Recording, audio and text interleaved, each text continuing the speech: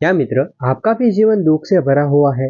ज्यादातर व्यक्ति का जवाब होगा हाँ, क्योंकि सबके जीवन में दुख होते ही है। किसके जीवन में दुख नहीं होंगे?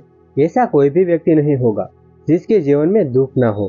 क्या मित्रों, आप अपनी दुख भरी जिंदगी को सफल और सार्थक बनाना चाहते हो? आपके जीवन में दुख तो आने ही वाले हैं, क्योंकि सुख और दुख हमारी जिंदगी की एक कड़ी है। तो मित्रों, हमारी जिंदगी में दुख आने ही वाले हैं, तो उससे डरना क्यों? उस दुख भरी जिंदगी को कैसे जीना है, उसे आपको जानना और समझना है। तो इस वीडियो में अंत तक बने रहे, क्योंकि हम आज के वीडियो में कर्ण और भगवान श्री कृष्ण के जीवन के संघर्ष के बारे में जानने की कोशिश करेंगे। मित्रों, कर्ण और श्री कृष्ण का जीवन भी बालपन से संघर्ष भरा हुआ था। उसके भी जीवन में बालपन से दुख थे, फिर भी उसने हार नहीं मानी। दुख तो हर किसी की जिंदगी में आने ही वाले हैं, तो उस दुख से डरना क्यों? उस दुख को हमारी जिंदगी में कैसे पछाड़ना है, उस दुख के आगे कैसे जाना है, उसे हम इन दोनों के माध्यम से समझने की कोशिश करेंगे। एक समय श्री कृष्ण और कर्ण का संवाद चल रहा था। उसी समय कर्ण ने भगवान श्री कृष्ण से पूछा, हे भगवान, मेरे जीवन में बालपन से इतना संघर्ष क्यों है? क्यों मेरा पूरा जीवन दुख से भरा हुआ है? जब मेरा जन्म हुआ तो मेरी माता ने नदी में बहा दिया।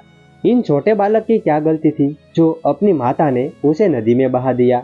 मैं एक क्षत्रिय होने के बावजूद भी मेरा लालन पालन एक सारथी अनिरुद्ध और माता राधा ने किया। इस कारण से मैं सूतपुत्र कहलाया। मैं क्षत्रिय होते हुए भी पूरा संसार मुझे सूतपुत्र कहता रहा और मेरा अपमान करता रहा। हे माधव, उसमें मेरी क्या गलती थी?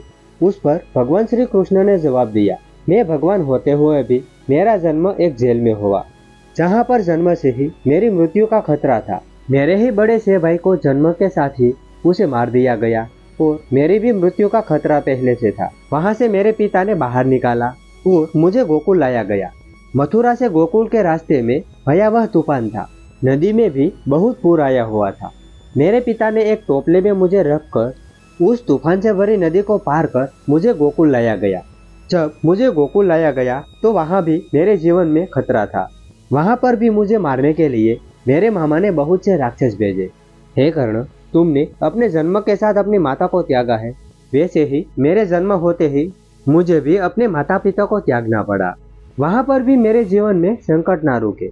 जिस माता ने मेरा लालन पालन किया उसे भी त्याग कर मुझे जाना पड़ा, और जिस राधा को मैंने अपने जान से ज्यादा सहा था उसे भी मुझे त्यागना पड़ा। फिर कर्ण ने कहा, हे भगवान, मुझे सूतपुत्र कहकर मुझे विद्या भी नहीं दी, और मैंने दूसरे गुरु से विद्या ली तो उस गुरु ने भी मुझे श्राप दिया। तुम्हें इस विद्या की सबसे ज्यादा जरूरत होगी, उसी समय इस विद्या को तुम भूल जाओगे। फिर मुझे एक और श्राप मिला, जब तुम रण में असहाय खड़े होगे उसी समय तुम्हारी मृत्यु होगी। उस पर भगवान श्री कृष्ण ने जवाब दिया, हे राधे, मेरे पास तो सभी विद्याएं हैं। मैं जिस युद्ध को चाहूँ उसे जीत सकता हूँ, उतनी मेरे पास ताकत है। फिर भी मुझे एक युद्ध में रण छोड़कर भागना पड़ा। इस रण छोड़ने के कारण पूरा संसार मुझे रणछोड़ भी कहते हैं। और तुम श्राप की बात करते हो। जिस युद्ध को टालने के लिए मैं एक राजा होने के बावजूद भी एक शांति का प्रस्ताव लेके आया। जब उस शांति का प्रस्ताव ठुकरा दिया तो आपस में एक ही परिवार में झगड़ा हुआ। जब इस युद्ध में पूरे परिवार का नाश हुआ तो माता गांधारी ने मुझे श्राप दिया। जिस तरह मेरा पूरा परिवार आपस में ही लड़कर समाप्त हो गया है, वैसे ही तुम्हारी आंखों के सामने तुम्हारा यदुवंश तुम्हारी सामने आपस में लड़ते हुए समाप्त हो जाएगा और बाद में तुम्हारी मृत्यु होगी। तुम समझो, मैंने जिस परिवार को बचाने की कोशिश की उसी परिवार के कारण मुझे श्राप मिला। फिर भी मैंने इस श्राप को हंसते हुए स्वीकार कर लिया। यहाँ पर दोनों के जीवन में दृष्टिकोण में अंतर देखे तो यहाँ पर कर्ण ने अपने संघर्ष भरे जीवन को शिकायत बनाया और भगवान श्री कृष्ण ने संघर्ष को उत्सव बनाया।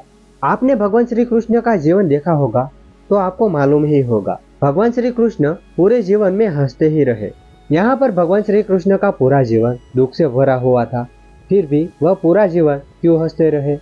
यहाँ पर कर्ण पूरी जिंदगी यह सोचता रहा कि उनके जीवन में क्यों अन्याय इतना मिला। वे प्रतिशोध और महत्वाकांक्षा की आग में जलता रहा। यहाँ पर भगवान श्री कृष्ण का जीवन भी संघर्ष से भरा हुआ था, फिर भी उसने अपने जीवन में हार नहीं मानी। उसके जीवन में आने वाली हर परिस्थिति को स्वीकार किया, चाहे उसे अपने माता पिता को छोड़ना पड़ा, बाद में गोकुल को छोड़ना पड़ा, उसकी प्रिय राधा को भी उसे छोड़ना पड़ा। कुरुक्षेत्र के मैदान में अपनों के खिलाफ भी उसे खड़ा रहना पड़ा। फिर भी भगवान श्री कृष्ण ने पूरे जीवन में उसे सब हंसते हंसते स्वीकार किया। तो मित्रों, आपका भी पूरा जीवन दुख और संघर्ष से भरा हुआ होगा, लेकिन यहाँ पर आपको निर्णय लेना होगा कि आपको किसका जीवन संघर्ष स्वीकार करना है। क्या आपको कर्ण की तरह जीवन के दुखों को गिनना है या भगवान श्री कृष्ण की तरह हर दुख को जीना है? आप इस दोनों में कौन सा जीवन ज्यादा पसंद करते हो? यदि आप चाहो तो कमेंट सेक्शन में बता सकते हो। मिलते हैं नेक्स्ट वीडियो में। आप सबको हमारी तरफ से राधे कृष्णा।